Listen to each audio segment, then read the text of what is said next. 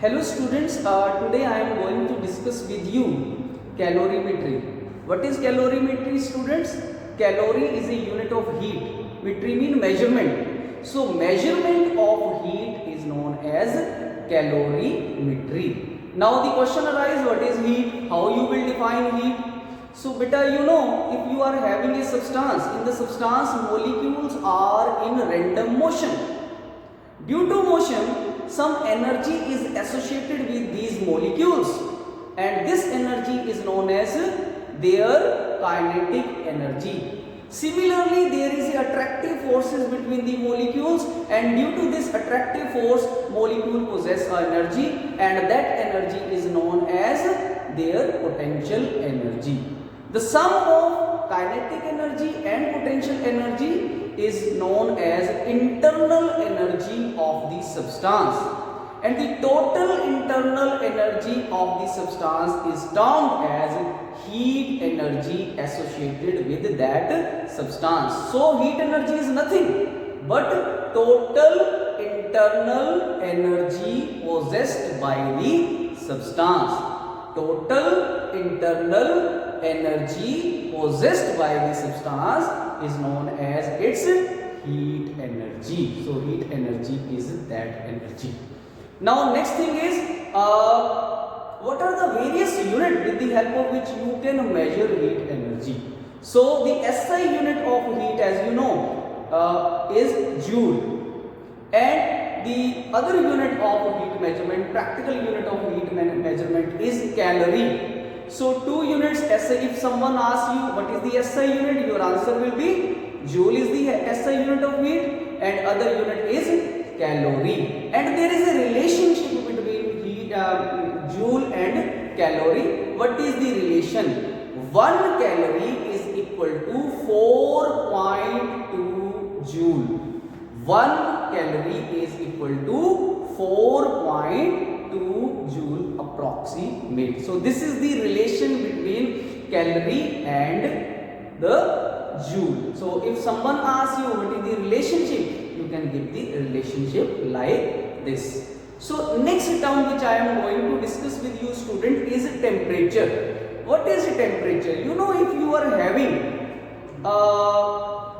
suppose you are having two bodies, one body is hot and other body is cool. You will see that hot body will lose its heat and cool body will gain its heat. That means heat is moving from hot body to cool body.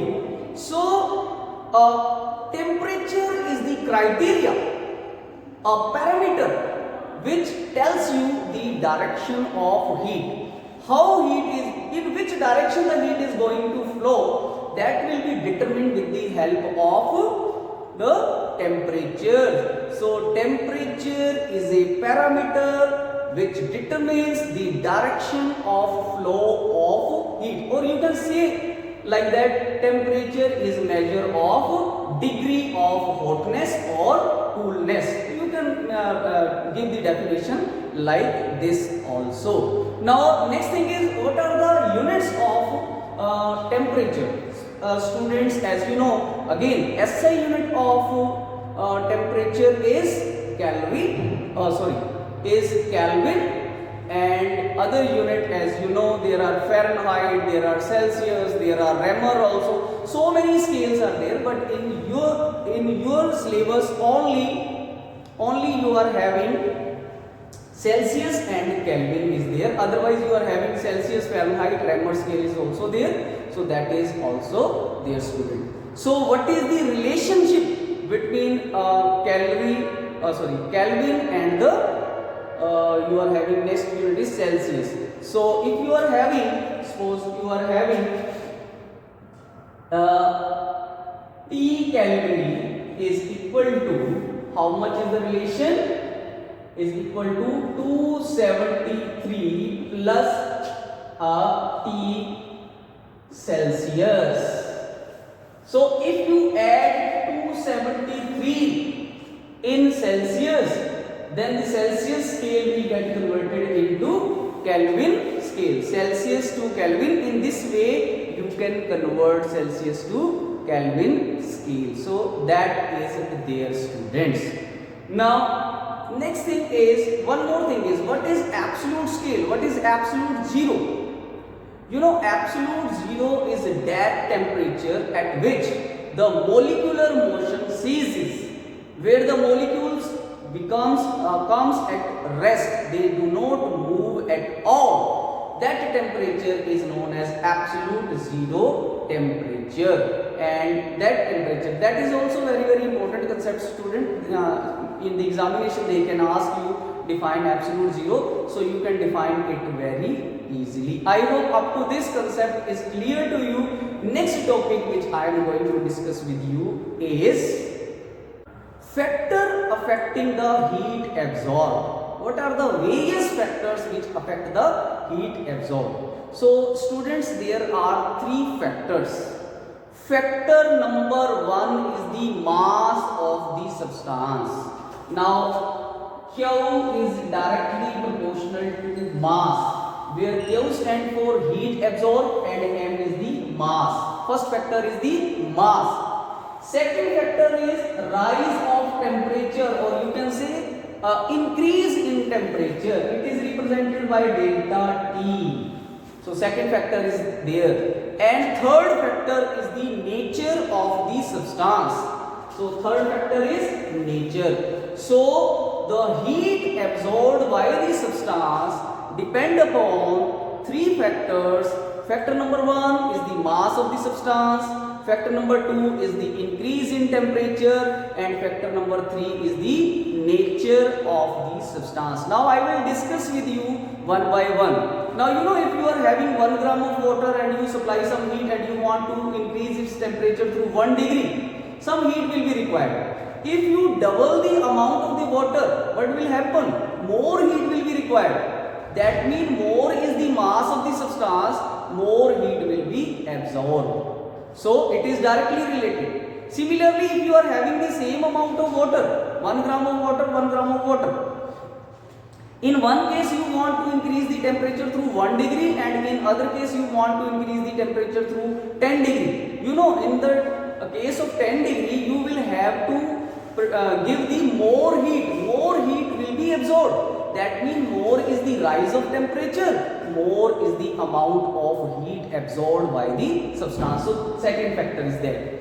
And you know, there are two types of substances. One is bad conductor, other is good conductor of substances. If you heat the bad conductor, its temperature will, if you want to rise its temperature, it will need more heat. And if you are having good temperature, it will require less heat. So it also depends on the nature of the substance. So three factors are there, and if I join these three, I will be getting Q is directly proportional to M delta T, and changing proportionality into equality, you will be having Q is equal to C M delta T, where C is a constant which is known as heat capacity, where C is known as heat capacity. So keep it in your mind, C is specific, rather you should say specific heat capacity. C is the specific heat capacity that I will discuss in detail in further. When I will just discuss more, I will discuss it in detail, student. Now next thing which I am going to discuss with you. After specific heat, students, I will discuss with you what is thermal capacity. So thermal capacity, as I have denoted over here on the board, it is represented by C dash. C dash is equal to Q upon delta T. Q is heat and delta T is rise of temperature. So what is heat capacity? Heat capacity is the amount of heat which is required to raise the temperature of a substance through unit degree. So heat capacity is the amount of heat required to rise the temperature of a substance through unit degree. So that is there, student. Now with that, we should also know what are the unit of heat capacity or thermal capacity. So thermal capacity, as you know, heat, unit of heat you already know. Unit of heat in SI is joule. So joule is there. and unit of temperature you know is Kelvin. So joule per Kelvin, joule per Kelvin, one is there, and other is, second is calorie per Kelvin. So both are the unit of thermal heat capacity. So that is there. Now let us come to the first term which I have discussed with you, specific heat capacity. What is the difference between these two? You know the specific heat, as I told you, Q is equal to MC delta T. Here C is the specific heat capacity. So C is what? C is equal to Q upon M delta T. And you know Q upon delta T is C. So you can write C is equal to C dash upon M, which means C dash is equal to M into C. So that is the relation between the specific heat capacity and thermal heat capacity. Specific heat capacity and thermal heat capacity. You can define also specific heat capacity, as you can see. Heat capacity divided by mass. So heat capacity per unit mass, heat capacity per unit mass is known as specific heat capacity. Heat capacity per unit mass is known as specific heat capacity, and sometimes it can be asked in the examination as well. Derive the relationship between thermal heat capacity and specific heat capacity. What is the relation? That I have written on the board as well.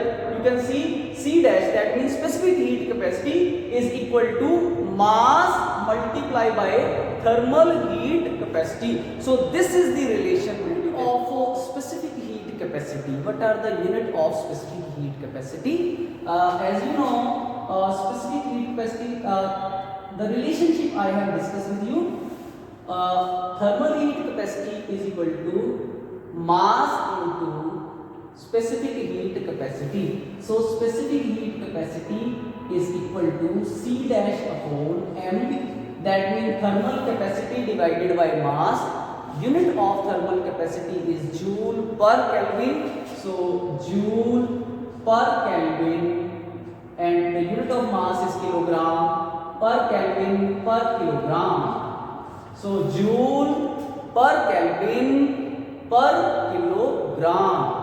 That is the unit of specific heat capacity. Now student, next thing which I am going to discuss with you is the relationship I have discussed with you. Now specific heat capacity of certain substances, you may have a good conductor and bad conductor, or insulator you can say. If you are having a good conductor, then its specific heat capacity will be low.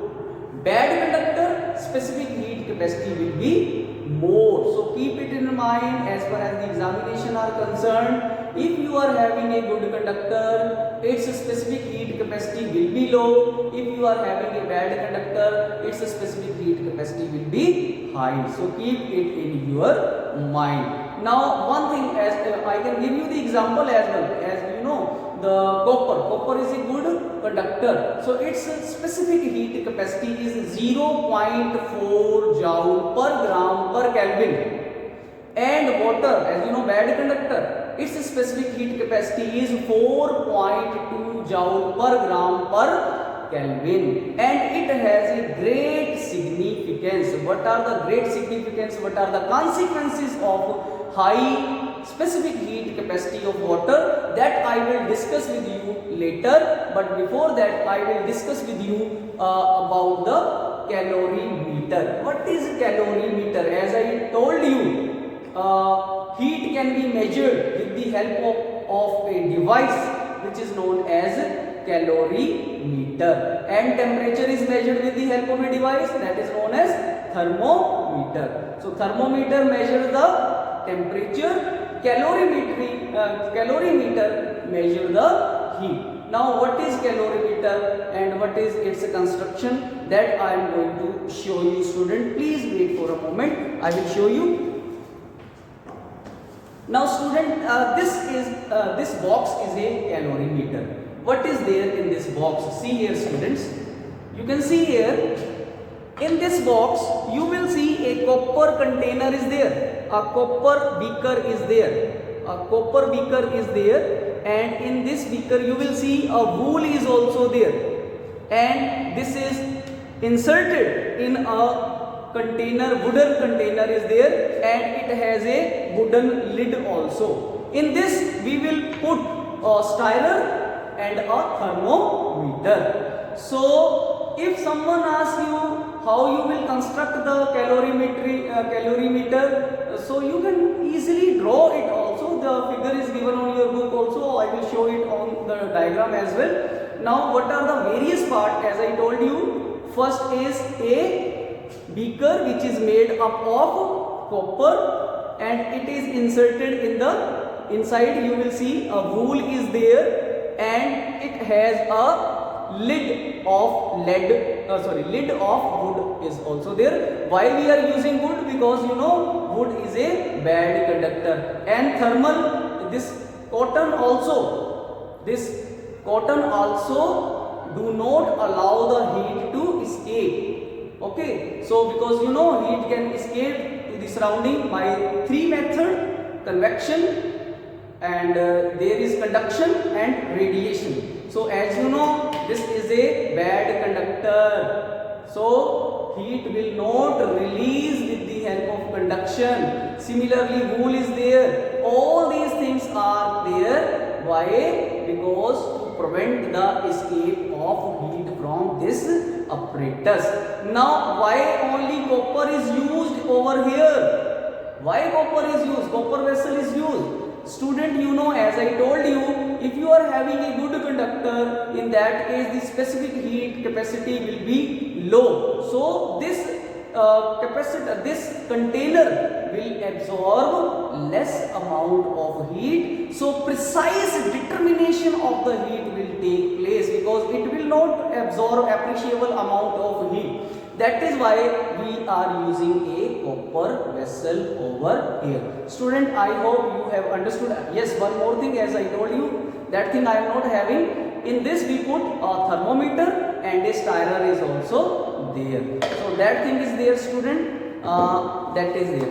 Now next thing which I am going to discuss with you is principle of calorimetry. What is the principle of calorimetry, student? You know, as per the law of conservation of energy, energy can neither be created nor be destroyed. It can change into other forms, but it cannot be created, neither be destroyed. So on the same principle, the calorimetry is also based, according to which heat lost by one body is equal to heat gained by other body. Or you can simply write heat lost is equal to heat gained. Heat lost by one body is equal to heat gained by other body. This is the principle of calorimetry, students. I hope up to this the concept is mathematical statement of calorimetry. So principle of calorimetry, it's a mathematical statement, how you will prove it. For that, students, suppose you are having a body whose temperature is, suppose whatever temperature you can take. Suppose you are having two things, one is a solid body and other is liquid, suppose. Okay, so I am writing here A and B only over here.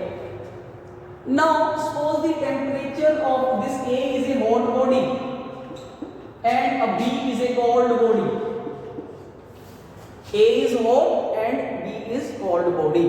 Suppose the temperature of hot body is T1 and temperature of cold body is T2. T1 is greater than T2. Suppose the specific heat capacity of A is C1 and B is C2. Mix these two bodies, then what will happen?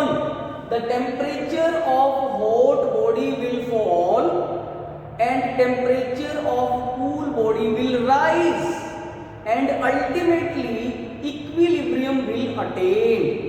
And at that temperature, suppose the equilibrium temperature is T. T is the final temperature. T is the final temperature. Now how much heat, how much temperature is decreased of hot body?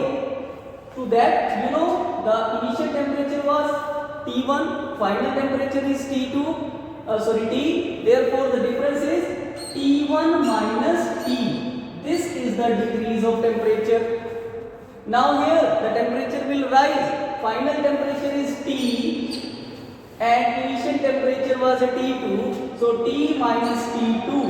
This is the rise of temperature. So old body is gaining the heat, hot body is losing the heat. As you know, heat lost is equal to heat gain. Heat loss is equal to heat gain.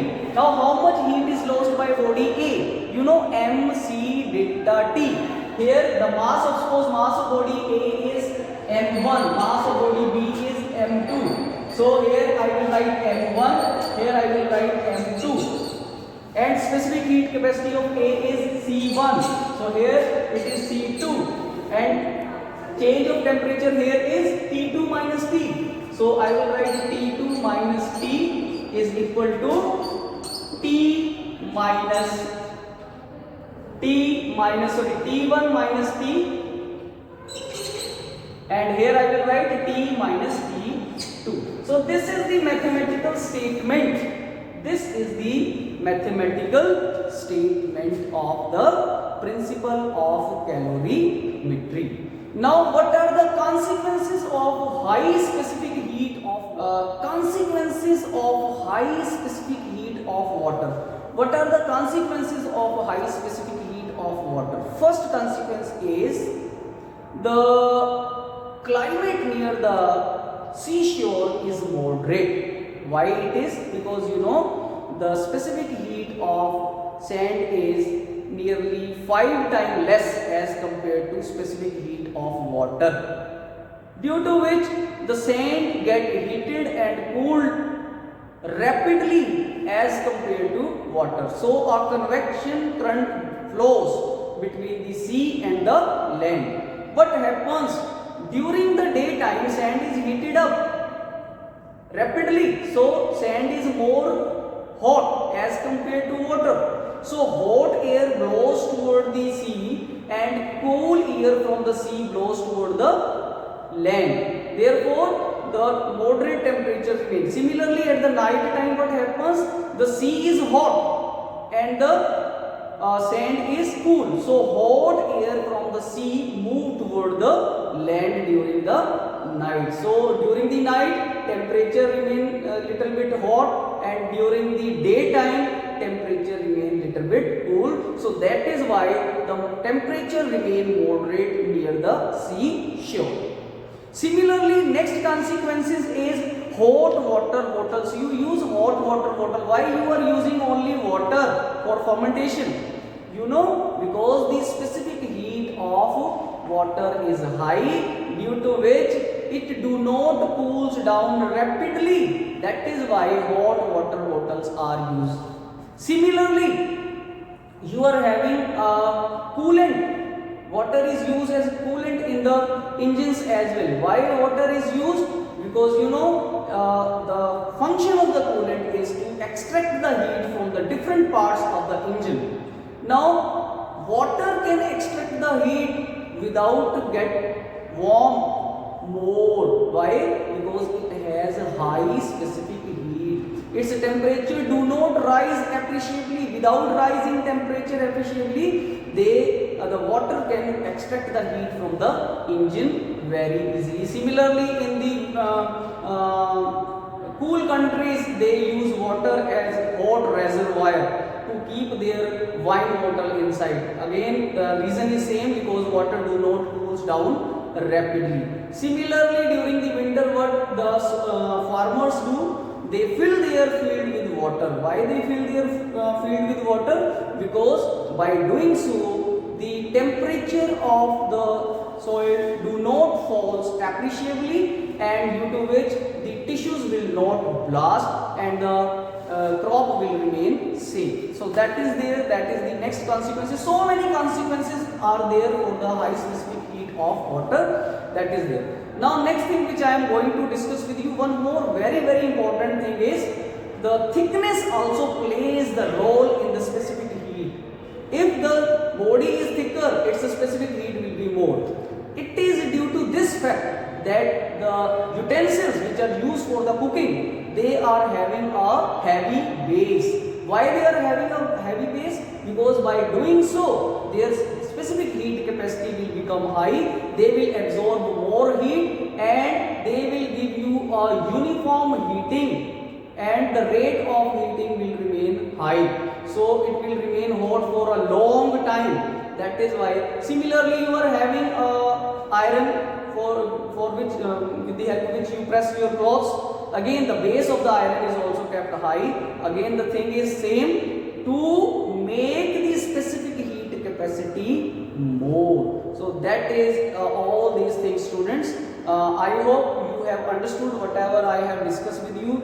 Again, if you are having some problem, any difficulty, you can share it with me. You can put your comment on the comment section, students, and definitely I will answer your queries whatsoever will be there. And I hope you will subscribe my channel, and the name of the channel is VK Voice, as you know. If you will subscribe beta, you will get the notification immediately when I will just upload my new videos. It will be beneficial for you, student, because you know the pre-boards are coming and you should get the information latest. So thank you for watching, student.